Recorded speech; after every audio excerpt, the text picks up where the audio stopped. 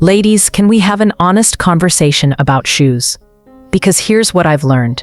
The wrong shoes don't just hurt your feet. They change how you move through the world. They change your posture. They change your energy. And sometimes they send a signal about who you are that you never intended.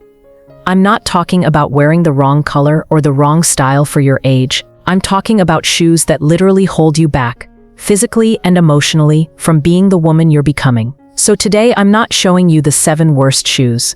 I'm showing you 7 styles that might be sending a signal you don't intend. And more importantly, the alternatives that align with who you actually are right now. Not rules, not fashion police.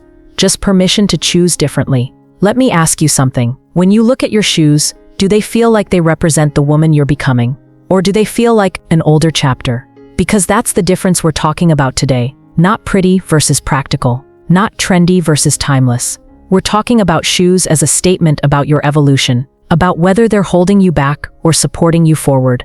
And if that sounds like I'm making shoes more meaningful than they are, I promise you I'm not. Because the shoes you wear affect how you walk, how you stand, how you feel when you enter a room. They're part of your identity, whether you realize it or not. So in the next 16 minutes, I'm going to show you the 7 shoe styles that might be holding you back from feeling like yourself, and the alternatives that honor your evolution. We'll talk about the biomechanics, the psychology, and yes, where to actually buy them. Because inspiration without implementation leaves you stuck. Let's start. You know, there's something I wish someone had told me 40 years ago. Your shoes aren't just about comfort or style. They're about how you move through the world, physically, yes, but also emotionally. When I started looking at shoes not through a fashion lens, but through a lens of alignment, asking myself, does this shoe support who I'm becoming? Everything changed. I could suddenly explain why certain shoes made me feel tired, why I walked slower, why I found myself avoiding activities I loved, and once I understood the why, I could change the what.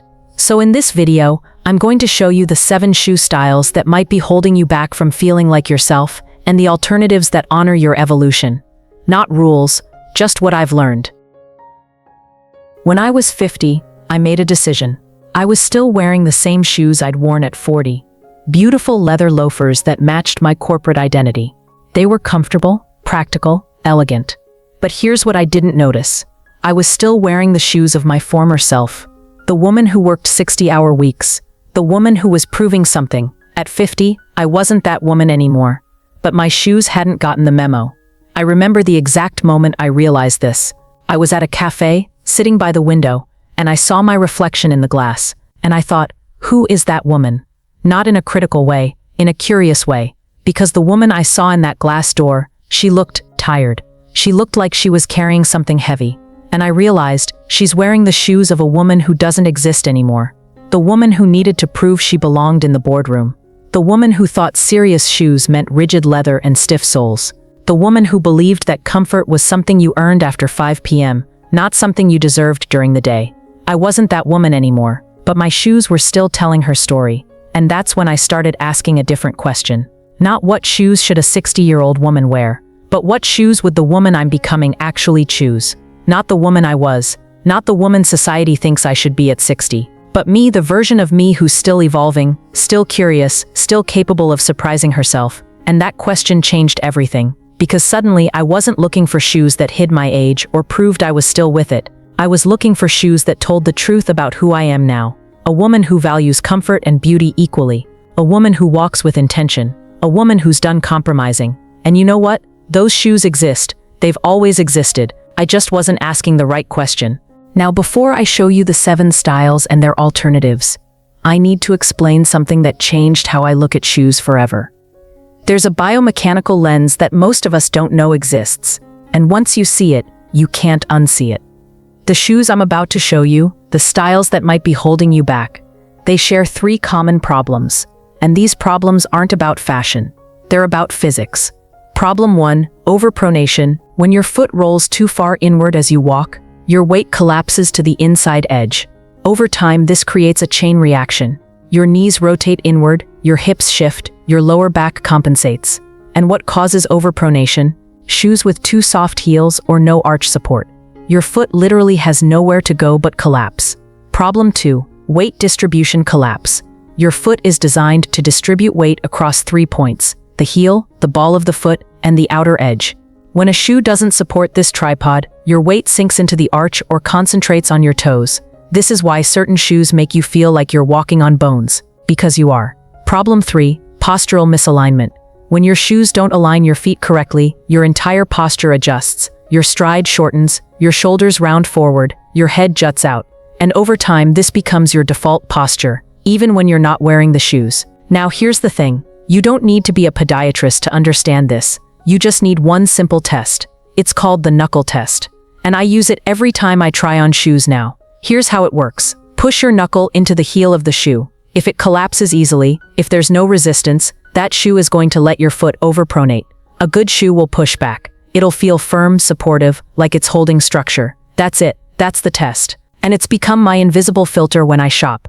Now here's the beautiful part. Understanding these 3 problems, overpronation, collapse, and postural misalignment, means I can show you exactly what to look for in alternatives.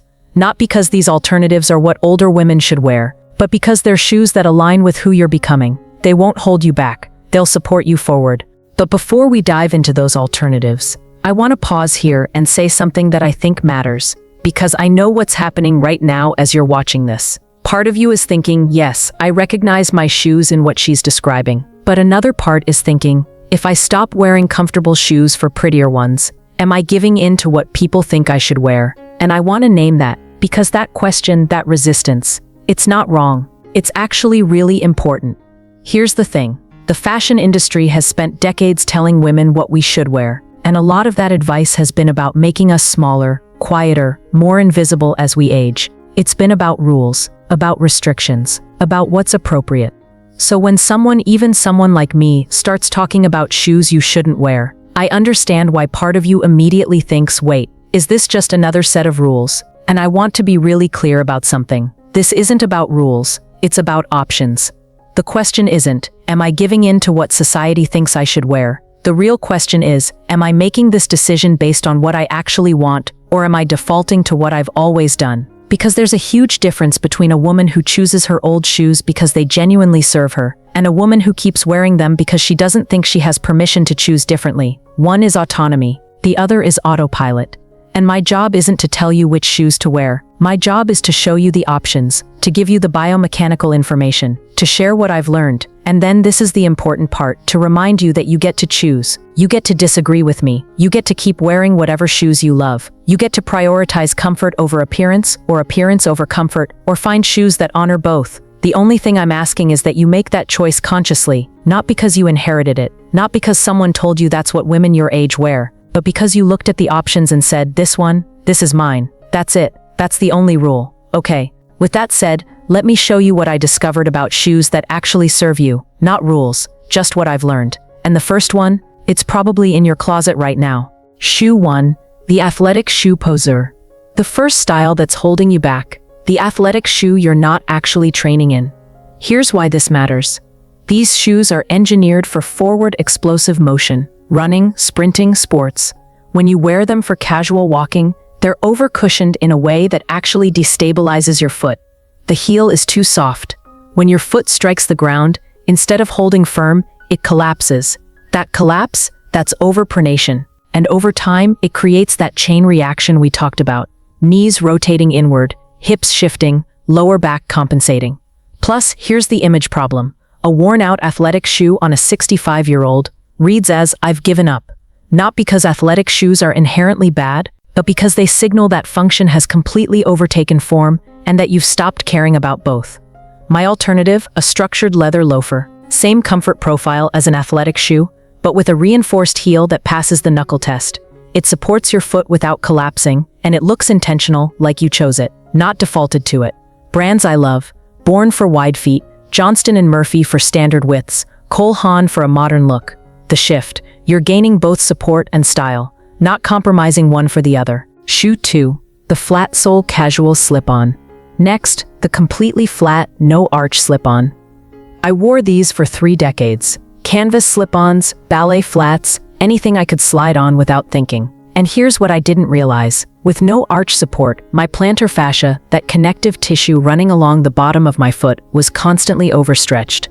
That creates a postural cascade. When your arch collapses, your calves tighten to compensate. When your calves tighten, your knees rotate inward. When your knees rotate inward, your hips shift backward. And suddenly, you're walking like you're 20 years older than you are. Your stride shortens, your shoulders round forward. You lose your natural extension. My alternative, a structured flat with a built-in arch, same easy slip-on feel, but your foot is actually supported. Brands like Naturalizer and Cobble specialize in this. Shoes that look minimal but have real architecture inside. The shift. You walk taller, instantly. Your posture naturally extends because your feet aren't fighting gravity.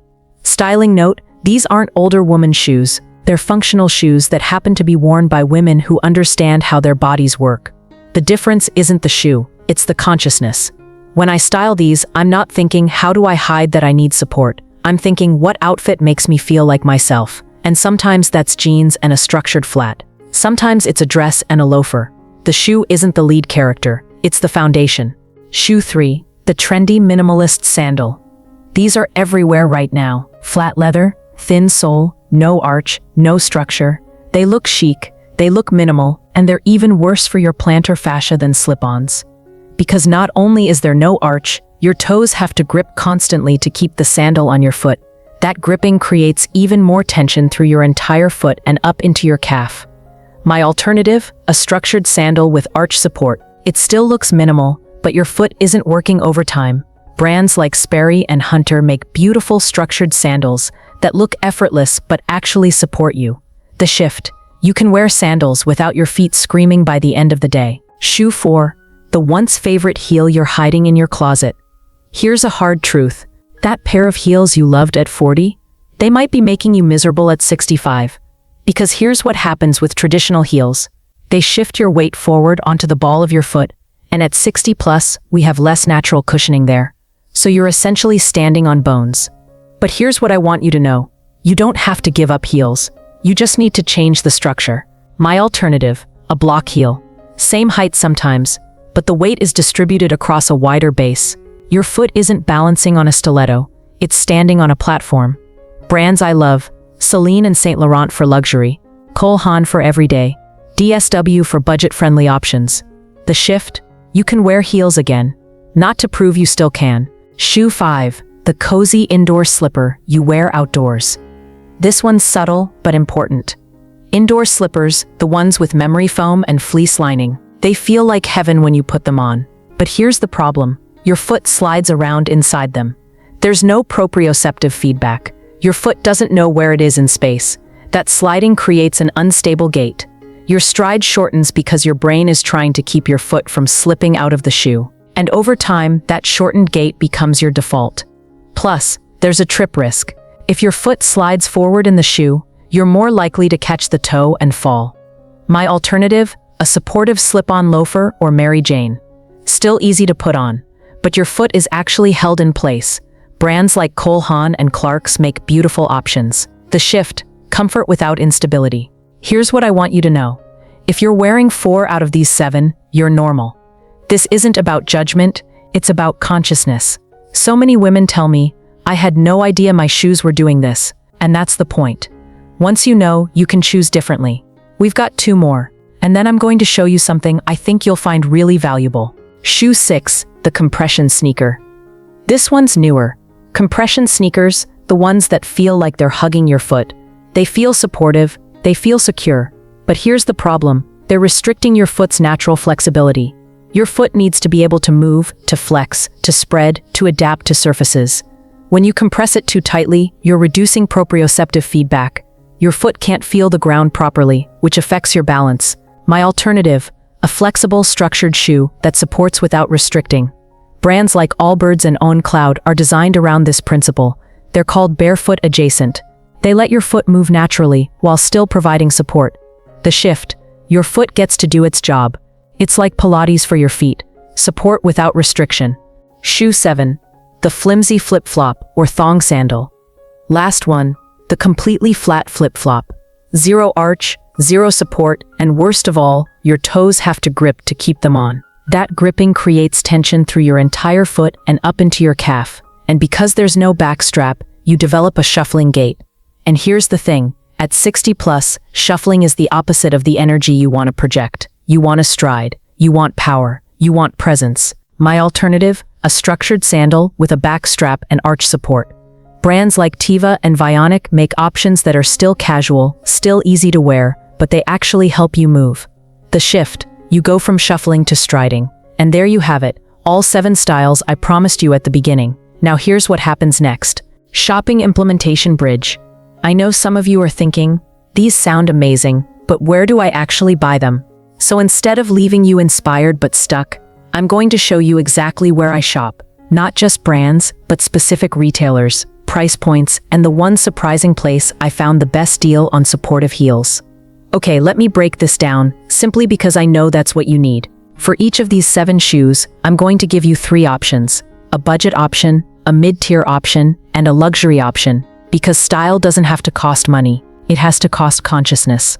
Loafer, budget, Target, Payless, 60-90, mid-tier, Johnston & Murphy, at Nordstrom, Banana Republic, 100 and 200, luxury, Cole Haan, Celine, Ferragamo, 350, 65 dobleks, Tilborns for wide feet, Clarks for narrow, structured flat, budget, Clarks, Naturalizer at Payless, 50 or 80, mid-tier, Naturalizer at Nordstrom, Cole Haan, 130, 180, structured sandal, budget, Teva at Zappos, Vionic at Target, 45.70, mid-tier, Teva at REI, Birkenstock 150. Special note, narrow feet go with Teva, wide feet with Birkenstock Birkofloor.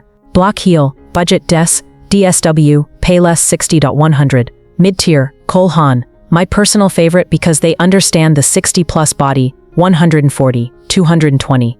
Luxury, Celine, Saint Laurent, Chanel, $400, $700. Slip-on loafer, budget Target $50. Mid-tier, Cole Haan, 150. Flexible structured, Gucci B, 65s Bros. Flexible structured, all price tiers, Allbirds $100. Honestly my top choice across all tiers. Mid-tier, On Cloud 180. Strappy sandal, budget Teva, $60. Mid-tier, Vionic 120. Delalan, and that's everything you need to go shopping with confidence. Now before you close this video and head to the store, I want to take you back to where we started. At the beginning of this video, I asked you a question. Are your shoes a statement about who you're becoming, or are they a compromise with who you were?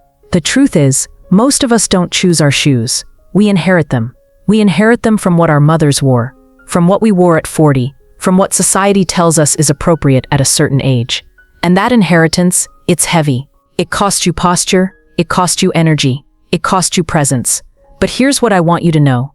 You get to put that inheritance down, not because you're getting older, but because you're still evolving. The woman you were at 40, she was real and important. The woman you are now, she's different. She's evolved. She has different desires, different energy, different dreams. And your shoes can reflect that evolution, not because anyone is telling you to change them, but because you finally get to choose them. That's what this is about. Not fashion, not rules, permission.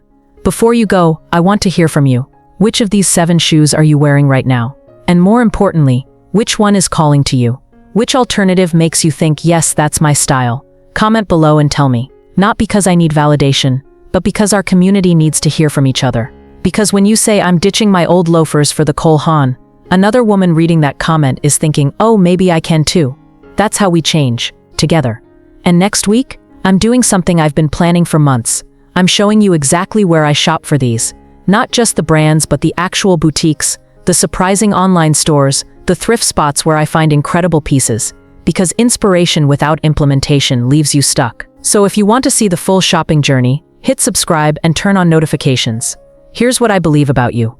I believe you're not just looking for more comfortable shoes. You're looking for permission to keep becoming. Permission to evolve. Permission to prioritize yourself without guilt. You've earned that. Whether you're 60, 75, or 85, you've earned the right to wear shoes that serve you. Not shoes that compromise you. Not shoes that say, I've settled. Shoes that say, I'm still here. I'm still growing, and I'm not apologizing. So wear the loafers, or wear the flats, or keep your old shoes if they actually serve you. But wear them consciously. That's the only rule. Alright, that's 16 minutes of shoe science and permission granting all wrapped up. If you found this valuable, please leave a like, comment which shoe is calling to you, and subscribe because I'm creating content like this every week for women who are done compromising and ready to keep evolving. Thank you for being here. Thank you for being brave enough to ask the question, what if I chose differently? Go walk beautifully.